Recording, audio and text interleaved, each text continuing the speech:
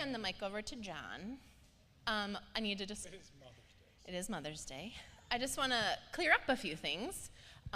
We are not going to make any of our seniors touch John on the elbow, although Morgan did. She took one for the team. It's perfect. Actually, I had to go back because here's the thing. John would put that, especially knowing Jade was going to be up there. I feel like, would you trick Jade? Would you trick him? No, it's perfect. Because this is, if you don't know, this is John's thing right here. So, Morgan, that is your elbow. I know where your elbow is. I did. I was saying yes. So Morgan touched John's elbow, so none of the other seniors need to do that. She took one for the team. Also, I don't either. I don't know how to come back from this. Also, another announcement that we forgot to add is that our co-ed softball team is still looking for a few good players. You don't have to be good. Okay. Anyways, so we're looking for a few more players for the co-ed team on Sunday nights. They actually are starting tonight. So, John Danfeld, wave your hand. He's in the back. He's not. Oh, okay, we're clapping for him. If you are interested or you just need something to do on Sunday nights, see John. He didn't raise his hand very long, but he's in the back. There you go. Yeah, okay. Go see John. I'm done. Wow, okay. Okay, so let's move into worshiping God. No. Today we are celebrating mothers, and Jade, you put it so perfectly for us. We're celebrating moms, grandmas, extra moms. Today's just a day to celebrate women that have poured into us and invested into our lives. And there's so many emotions that go through this day for me personally. As we talk about the sacrifice that moms or extra moms or different women that have invested into our life. And I've shared this story before, and I apologize if you've heard me share this story, but it's worth sharing because, well, it's Mother's Day. So my mom would notoriously share a story when I was growing up about she really struggled with her sister was doing all these mission trips. She saw all these other people doing all these different things, and she really just prayed to God for a long time and said, God, let me do this. Let me go serve overseas. Let me go do this. And she really felt like God said, no. What I want you to do is I want you to wake up. I want you to wake up tomorrow morning. I want to make sure that all 5 of those kids got food. They got on the bus, they got to school, and I want you to be there when they come home, and I want you to invest. I want you to pour into them. I want you to hear about their day. I want you to do all those things. And my mom really struggled with that for a long time, and like, no, that call is not good enough. I need more. And I personally think it's just amazing that from my mom just willing to invest and to pour into that, and my grandmother investing into us and realizing that for myself wanting to go to a Christian college, and I was only able to go to a Christian college because my grandma invested financially and helped us to be able to go, and to see the outcome because the sacrifice that they made, where my mom, and I was sharing this, and I've shared it before, that because of my mom's willingness to do that, the 5 kids in her family have been on mission trips to 5 of the 7 continents. So, and to see that, and that we've been all over the world, and sharing that, and to see my mom's light up with that ability that we've been able to do that because of her sacrifice.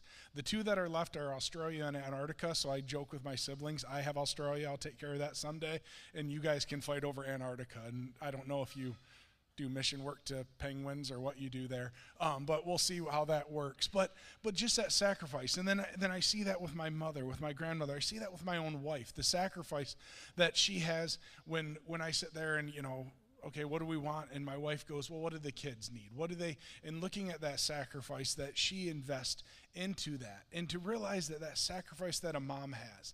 And I'm not saying that we as men or we as guys don't sacrifice too, but there's just a different level of sacrifice. And I come into this Sunday knowing that, and we celebrate that, but I also know that some of us don't have that, or we didn't have a mother that invested that way, and maybe you had a broken situation, or maybe you've lost your mother, or you're just going through a heartache, and I just ask you to lean into that celebration of people that invested into your life. And whether that be your mother, and we celebrate that today, or somebody else that came alongside, one of those extra moms that was there for you and made those, what just opened up their home when you needed a home to go to, opened up conversation when you needed that. So we're gonna celebrate what just the sacrifice of giving up, giving so much of ourselves. And I was looking through the Bible for different stories to share, and I came across the story of Jochebed, or Jochebed, whichever one you want to do, whether you're going to go true Hebrew here or not. But Jochebed was the mother of Moses. And maybe you know a little bit of Moses' story, and I'll share a little bit, but we need to understand what's going on at this time period. Okay, so during this time period, Egypt was the world power. The Egyptians were really controlling the entire world at this time. And Pharaoh was really struggling with the fact that in this world power, like, he has all these slaves, he has all this stuff, and he started to realize that the slaves were becoming more and more powerful. And in the realization that if we keep having this many more slaves, they could overthrow. They could take the Pharaoh out. This could get really ugly. So he started by just saying, we really want, and he kind of sent a couple of the nursemaids to go over and to kill off the babies.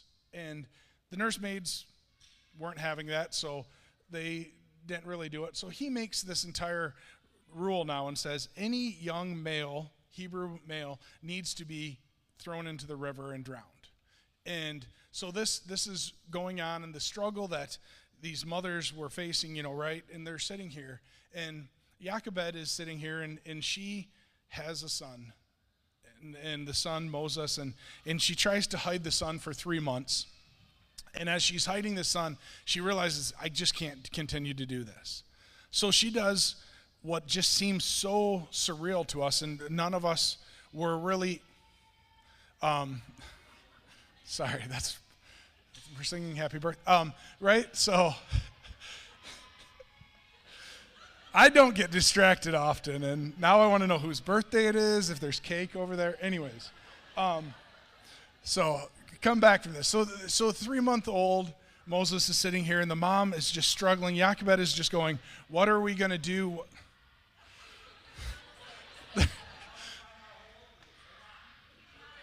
He's 9. Are we to 9 yet? Okay.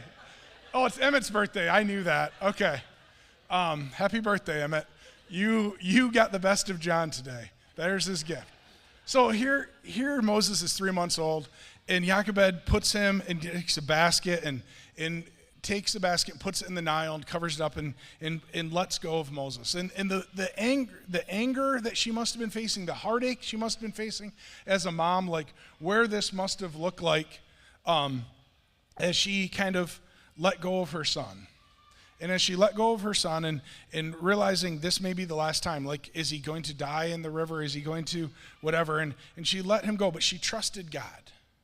And trusting God is such an impossible thing for us even in our world. But as a mother, and the heartache that she must have had as she lets go, and the story goes, the basket went down the Nile, and Pharaoh's daughter was there with her concubines, with her people, and she finds this basket and says, what's in the basket? And they pull out the basket, and they find this young man, this 3-month-old baby that was Moses. And God's provision over this story is so phenomenal when you think of this, because right there she pulls it out and she falls in love with this baby and decides, to keep this baby because the baby was beautiful, the baby was cute, and she holds on to it.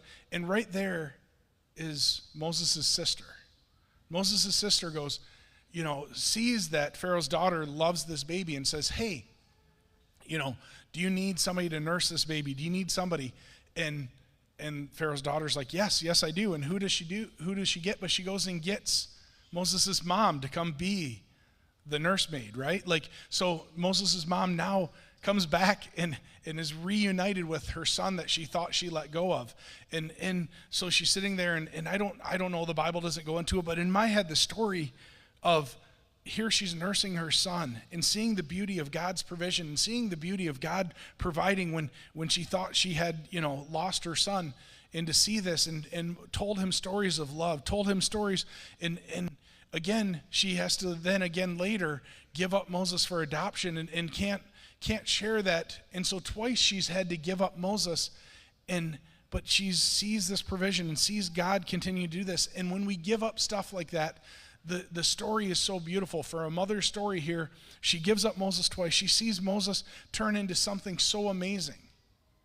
And here is the part that I land on, is if you want to see what true sacrifice looks like, we look to Jochebed in this way of her love that she had for her son, and to trust in God, and to give up her son 2 times, and to see that God continued to provide. And as we know, for the most part, most of you know that Moses, the story goes that he then later took those slaves and brought them out of Egypt. He stood up to Pharaoh. He stood up to these things. He became one of the most famous people in the Bible. He became an amazing man of God.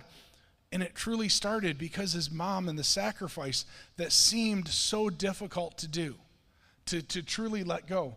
So this Sunday, this Mother's Day, my question for you that I really want you to know is, what is God asking you to give up? That seems so impossible to give up. What is God asking you? And I walk through different aspects of my life, and I look at that, and I go, there's people probably in this room, and as I prayed over you guys this week, there's people in this room that are struggling with something that they can't imagine giving up. And that may be, you may be in a job that you're like, hey, this job is destroying my family. This job, this work that I'm doing is I'm putting in crazy hours, and it's not healthy for me, it's not healthy for my family, and I really need to find something else, but I can't right now.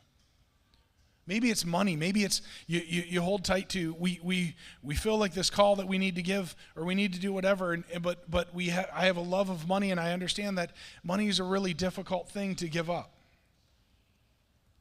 Maybe it's your struggle that you're in too deep with a car. Maybe it's your marriage that you're struggling with, and you just want to feel like you want to give up on your marriage right now. Maybe you're working on being better in your Bible. Maybe you're trying to be better physically, and you just want to give up. And there's all these things where you're just like, I can't do this anymore. And God's saying, give it to me. Because that's what Jochebed did, was she said, you know what, Moses? I'm letting Moses go, and I'm giving you up, and trusting that God is going to care for Moses. And look at the beautiful story of what he did. What feels so heavy on your heart right now that you just go, I can't give this up. I can't, my love for this, my whatever, I can't win this. I don't know about you, but there's times that my wife laughs at me often about this, and I kind of laugh at myself too. There's times that I get so frustrated because I'm trying to be better. I'm trying to be better for myself. I'm trying to be better for my family. And I'm like, okay, I'm not going to, whatever it is, or I have this battle, I have this struggle, and I'm not going to do it. And I shared with Jamie the other day, I said it feels like every time I try to give something up, like I try to go, you know what, I'm going to start eating healthier, I'm not going to do this, and then somebody buys me a deep dish pizza. And it's like, I feel like no matter what it is, right? Like I sit there and I go, okay, I need to give up this, God. This is wrecking my own life, and the struggle becomes real, and then I just get thrown into literally to the bears or to the wolves. Like how does this work? But when you give something up to God, He is faithful. When you have a struggle where you say, you know what, I can't take this anymore. My marriage is a wreck. I need help, God, and you give it to Him. He is faithful. He'll walk through that with you. When you have a struggle with a job and you say, you know what, I can't do this anymore. Jamie can attest to this. 2 times in our marriage, I've looked at my wife and I said, we need to step down from this job. We need to walk away from this. And both times, bless her heart, she looked at me and said, we have this. God will take care of us. And it was 2 of the scariest moments of our lives that we stepped away from workplaces that weren't healthy for us. And God was faithful and walked through that. There's times that I sat there and I go, I'm so nervous about money. I'm so nervous. How God are you going to walk through this? The finances don't make sense. Like, I am one of those guys that loves working out like, hey, I know we have this much going here to here to here. And God said, give it to me. And at the end, we looked at and we went, okay, God, you've taken care of us. There's been points in our marriage that Jamie and I have looked at each other and said, this isn't going well. We need to get back to just the two of us. We need to get back to leaning into each other and having a better relationship and spending time investing in each other. There's been times where I want to give up physically on this health journey. There's times that I want to as I'm trying to be healthier for myself, for my wife, for my family, and I want to give up and I want to go, no, it's just easier to eat that deep dish pizza. God has those things and he walks through it because he is faithful. So I want to show you Hebrews 11:23 through 29. So in Hebrews it talks about, by faith Moses' parents hid him for 3 months after he was born because they saw he was no ordinary child. And they were not afraid of the king's edict. By faith, again, by faith, Moses, when he had grown up, refused to be known as the son of Pharaoh's daughter. He chose to be mistreated along with the people of God rather than to enjoy the fleeting pleasures of sin. He regarded disgrace for the sake of Christ as of greater value than the treasure of Egypt because he was looking ahead to his reward. Again, the words, by faith he left Egypt. Not fearing the king's anger, he persevered because he saw him who is invisible. By faith, he kept the Passover, the application of blood, so that the destroyer of the firstborn would not touch the firstborn of Israel. By faith, the people passed through the Red Sea as onto dry land. But when the Egyptians tried to do so, they were drowned. You notice that word by faith in there. So what is God asking you to give up by faith? The thing that God does here that I need you to understand is when he asks you to give something up, he doesn't just go, hey, it's going to be taken care of, I'm going to work on eating better, okay, I'm going to drop 40 pounds tomorrow. That doesn't work. By faith, we're going to walk through that.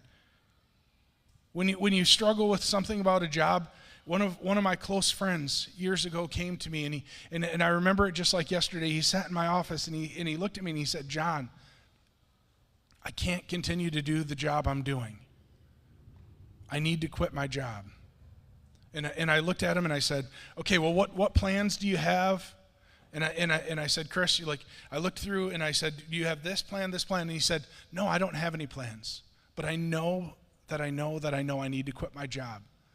And I said, okay, well, let's work through and let's see if we can get some applications and see if we can find something. And maybe you give it a week or two. And he's like, no, I need to quit my job today.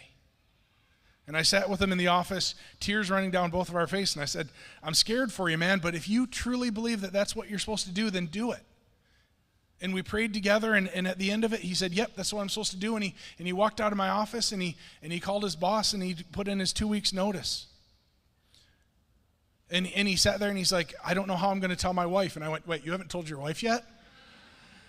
Okay, things I should do in my counseling sessions is make sure that I bring the wife in. And I sat there and I started getting all nervous and okay. And he's like, no, it's going to be fine. So I talked to him and his wife that night, and we said, we trust.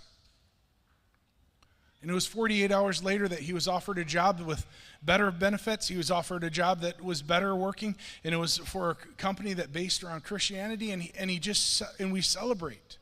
And not that the new job, everything's hunky and dory, but we celebrate that he's leaned into knowing God has something for you. We walk through all these things in the Word by faith. So as we celebrate moms today, one of the biggest parts that I think of for my mom, for my grandma, for my wife, is the way that they walk through life by faith, trusting that God has what they need. Proverbs 3:5 says, trusting God with your whole heart and lean not on your own understanding. Trusting in God. So I just want to today just as we celebrate moms and as we celebrate those women that have invested and poured into us, I want you to understand that when you step out there and you demonstrate by faith, saying, God, I want to follow you. I want to be in your will. It can affect generation after generation after generation. My grandmother did so many wonderful things, and like I said earlier, she helped us go to a Christian college because she wanted to affect generations to come. I found that I had these two pictures submitted to me this week, and I chose these two because the generations that are shown in these pictures of mothers with generations. The effect that you can have on people, it doesn't just change their today, it changes generations down the road. My great-grandmother investing in my grandmother helped her invest into my mother, who helped invest into me, that poured into my life and made me the man of God. The generations of people just investing. Understand that by faith, taking that step of faith. So I want you to know today, if you're struggling with something, if you're struggling of what you're walking through, to know that God has you. And if nothing else today, if nothing else means anything to you, I want you to take this home. If you give something up by faith, I promise you, God will have something better for you. I've seen it time and time again. If you're willing to give something up by faith, if you're willing to give up something that you're struggling, time and time again, I promise you, God will have something better for you. Every time, God will have something better for you. Pray with you. Dear Heavenly Father, thank you so much for today. Thank you for a day to celebrate the moms that brought us into this world, that changed all those diapers, that stayed up all night with us, that did all those things, but also the moms that continue to help raise us, that walk through the seasons of life with us, that celebrate those big victories with us and are there for a shoulder to cry on when we're falling apart. God, in the middle of our heartache, may we learn to give it to you. Just like the mom sacrifice, that we will sacrifice. God, we love and we thank you. Thank you so much for being a God that loves us and has something so much better for us. It's in your name we pray. Amen.